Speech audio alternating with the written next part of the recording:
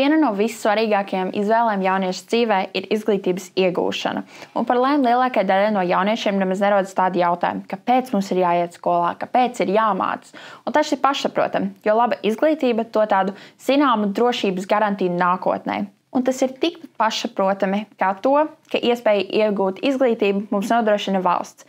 Bet vai tu kādreiz esi aizdomājies, no kādas naudas mums, piemēram, skolotājiem maksā algu, vai kurš nodrošina vai kā nodrošina mums, piemēram, skolā sporta zāles, interaktīvās tāfeles, solus, elektrību, plašas telpas? Šis visas lietas tiek apmaksātas no valsts un pašvaldību budžeta, kas savukārt veidojas no apmaksātajiem nodokļiem. Tāpēc šodien es izdomāju turpināt pagājušajā raidījumā aizsākto tēmu par nodokļiem un noskaidrot, kādi vispār Latvijas valstī ir tie nodokļi un kādus labumus mēs no tiem iegūstam. Labdien! Es skolā esmu mācījies tikai par tiem populārākiem un zināmākiem nodokļiem, kā piemēram PVN vai nekustamo īpašumu nodokļi, bet es domāju, ka tie nodokļi ir stipri vairāk tikai par tiem diviem. Cik vispār mums Latvijā ir tie nodokļi? Sveika! Latvijā ir pavisam 15 nodokļi. Ir valsts nodokļi, ko nosaka Saeima. Ir arī valsts nodevas, ne tikai nodokļi, bet vēl ir nodevas. Un ir pašvaldības nodevas, ko pašvaldības var noteikt arī. Un ir Eiropas Savienības noteiktie nodokļu maksājumi, ko Eiropas Savienība nosaka. Tā kā ir 15 nodokļi un vēl papildus nodevas.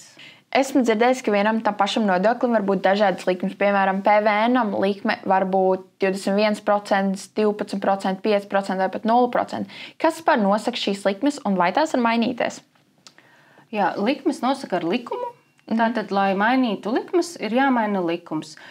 Bet ar PVN ir tā, ka ir samazinātas, piemēram, PVN likmes tādām jomām, ko valsts uzskata, ka vajadzētu atbalstīt. Un ir, lai mēs dzīvotu veselīgi, lai mēs būtu veselīgi pēduši, valsts, piemēram, samazina likmi svaigiem augļiem un dārzeņiem.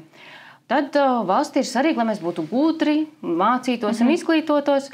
Un tad valsts nosaka 5% likmi žurnāliem, grāmatām un laikrakstiem.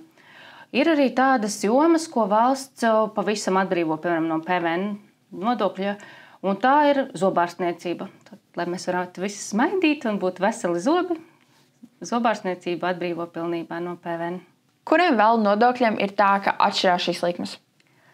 Vēl atšķirās, piemēram, iedzīvotāju ienākumu nodoklim.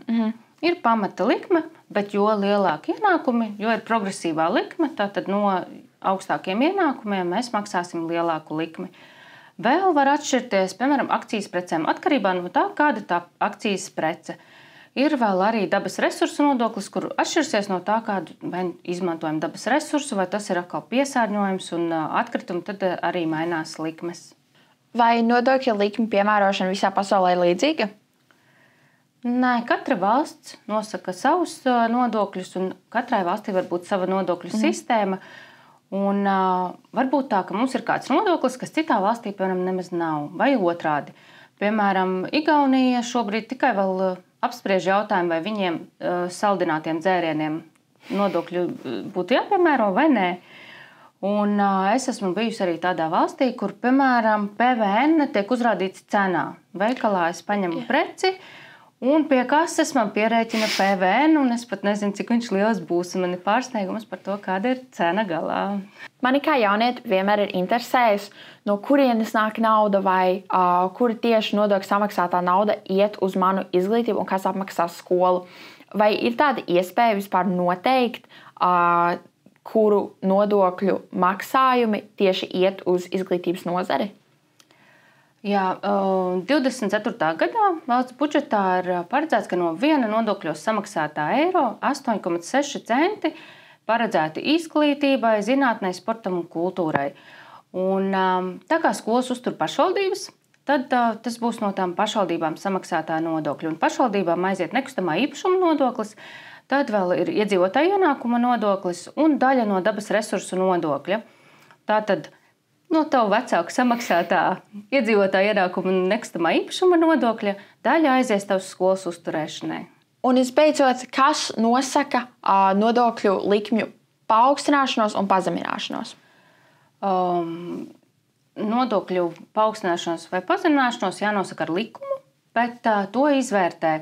Ja, piemēram, valsts budžetā nepieciešami papildus līdzekļi, tad izvērtē, kas būtu tas nodoklis, ko paceļ vai izveido jaunu, vai arī, piemēram, var samazināt nodokli kādai jomai, ko grib atbalstīt. Tātad, ja mēs vēlamies atbalstīt turismu, mēs samazinām, piemēram, pievienotās vērtības nodokļa likmi turistu izmitināšanas pakalpojumiem.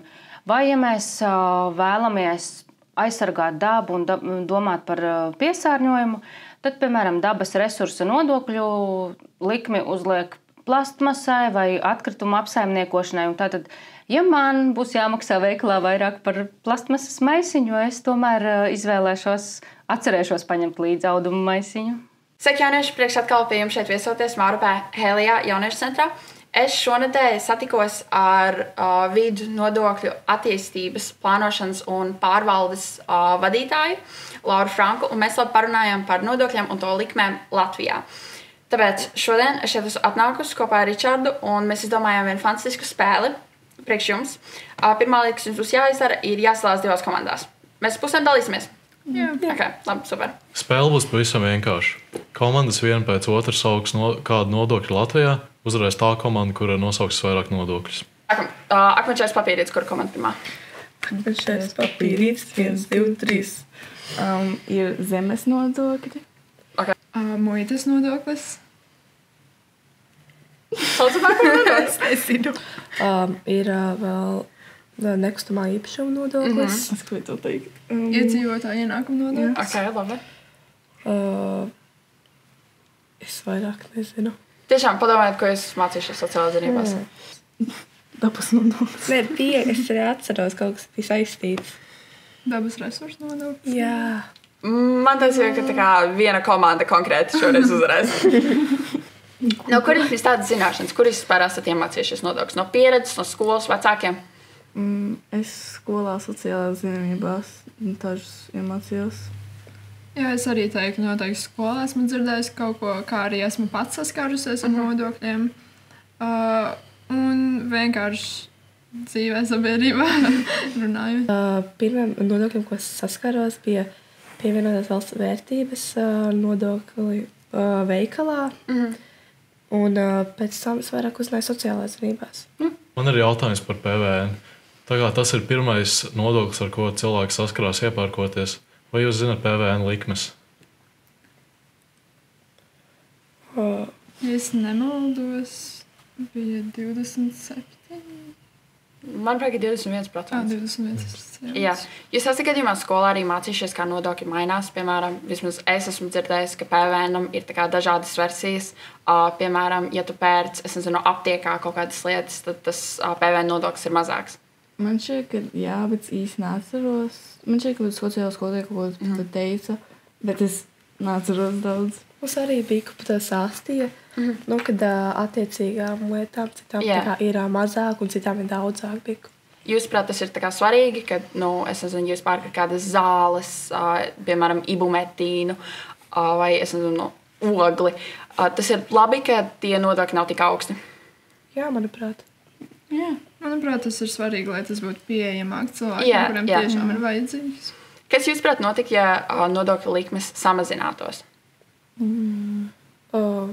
Tad nebūtu pirmkārt pašam vairāk maksāt, bet atkal viss būtu dārgāks un mazāk lietas tiktu risinātas. Izrādās, ka nodokļu maksāšana līdzinās tādam kā tauriņa efektam. Piemēram, vienā Latvijas galā cilvēks saņem algu vai veic kādu pirkumu, no kuras tiek aprēķināti šie nodokļi. Un kādā otrā Latvijas galā šie apmaksātie nodokļi palīdz kādam cilvēkam saņemt pirmo medicīnisko palīdzību, vai nodzēst ugunsgrēku, vai uzbūvēt skolu vai bērnu dārzu, vai galu galā garantēt mūsu valstī drošību un kārtību.